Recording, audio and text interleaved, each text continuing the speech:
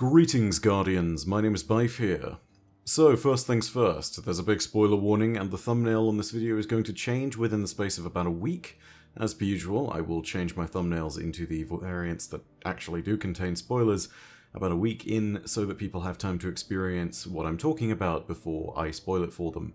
If you haven't finished the Witch Queen campaign, by the way, this is your spoiler warning. Go ahead and turn off now if you've not.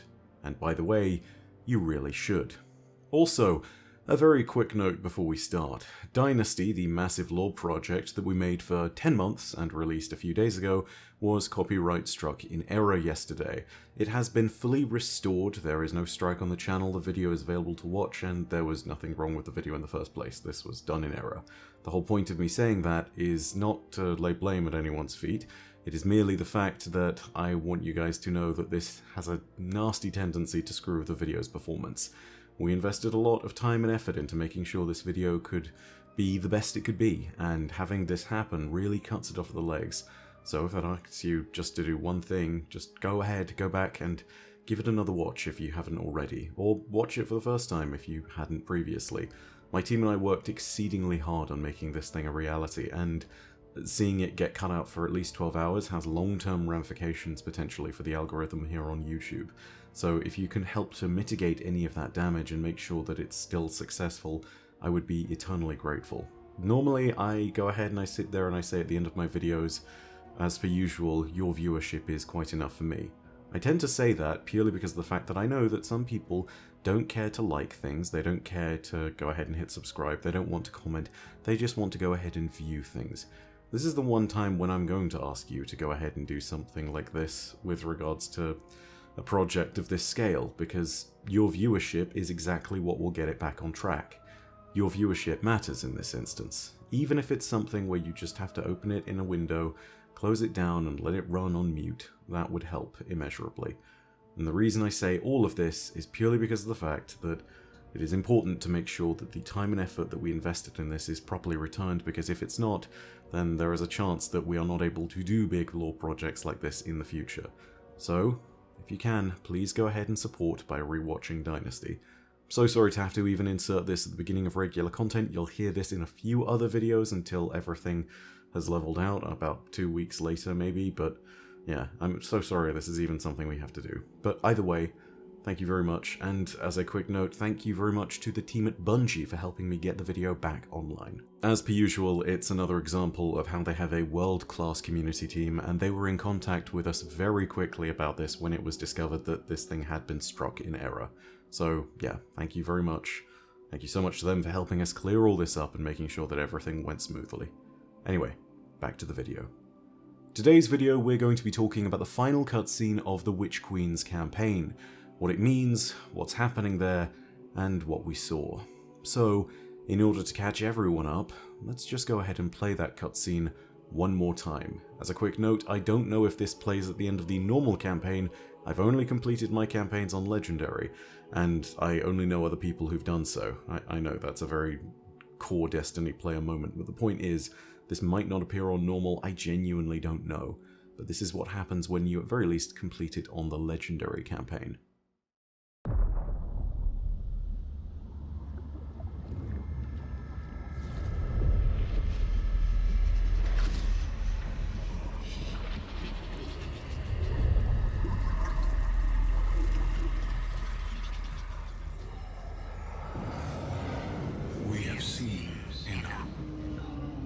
The children of Soul cry out for salvation.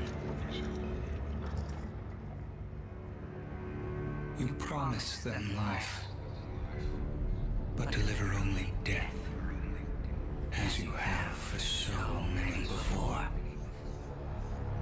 Enough. Enough death. Enough life. You have no pieces left to place. The game is over. Do not be afraid. Your pale heart holds the key. This time, there is no escape.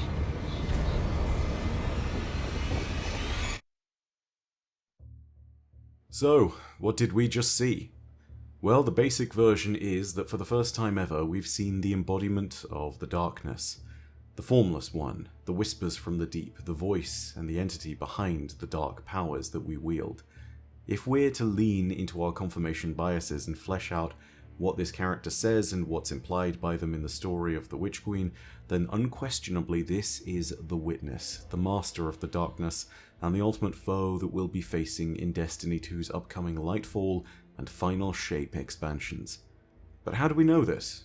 Well, it's all really about breaking down what was said in this cutscene and looking at the communications we've received from the darkness directly in the past, comparing them and seeing where things overlap. Now keep in mind, there's a stern possibility of lies being made here, and all of this is something that we now know the darkness is not above doing. If there's one thing that we can learn from the greater Witch Queen campaign, it's quite simply that the darkness is not afraid to lie in order to attain victory, or to get its way. So, take everything that you hear from it with a grain of salt. If it's willing to lie to the extent that it will create the hive, plunge the Krill into darkness, and create an entire species and civilization that's dedicated to genocide, then I feel like it's entirely possible that it's trying to deceive us here. So, keep all of that in mind. This is a perspective. It might be the truth. It also might contain kernels of truth mixed in with lies. It might all also be complete lies.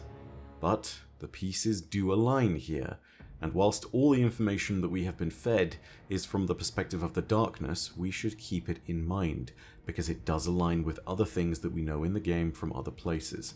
So, let's begin. To understand what the character in this cutscene, which is presumed to be the Witness, is talking about, we need to go back to Destiny's only account of the true origins of the universe in Destiny, which again was given to us by the darkness, so it could be full of lies. The lore book this all comes from is called Unveiling, and it's from Shadowkeep. It accounts for the direct perspective of the one that is supposedly the darkness, and talks about the beginning of time and the universe and space and matter. It essentially says that before time and the universe existed, there were two entities known as the Gardener and the Winnower. These are clear stand-ins for the light and the dark, or at least the entities that lie behind them. They worked in a constant cycle, in a garden before time. The garden in the story told to us by the darkness is not one that's a literal garden, or even the Black Garden as some people might guess. It's described better as a field of infinite possibilities in which life could be created and destroyed, where experiments essentially could happen in the nature of creation. And that is exactly what happened. Every day, or metaphorical day, the gardener would seed life as the day began, and at the end of it, in a swift stroke, the winnower would cut away the grain from the chaff and see what survived. This cycle, this pattern repeated constantly, and was known as the Flower Game.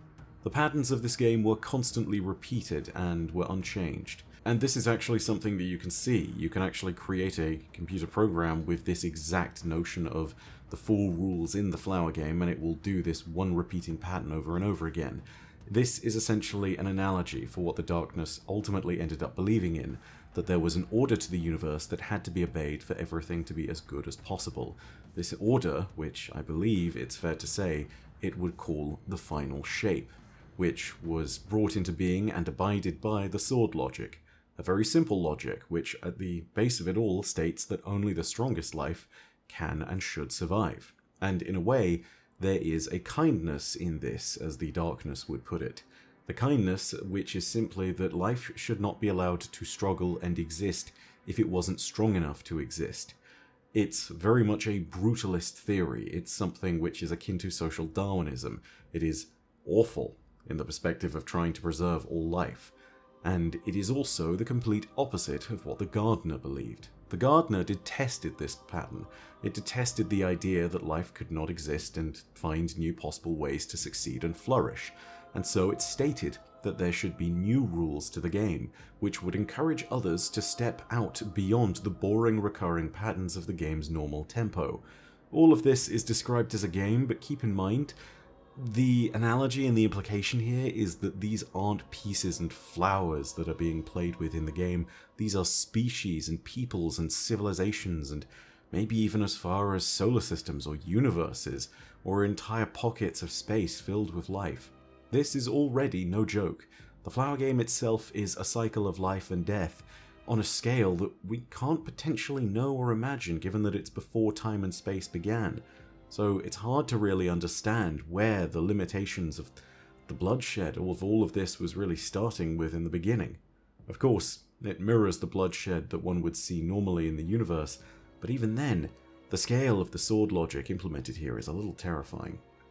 The point is, the Gardener did not like the game's normal tempo, and the Winnower disagreed, but the Gardener ultimately didn't care, and conflict broke out between the two of them.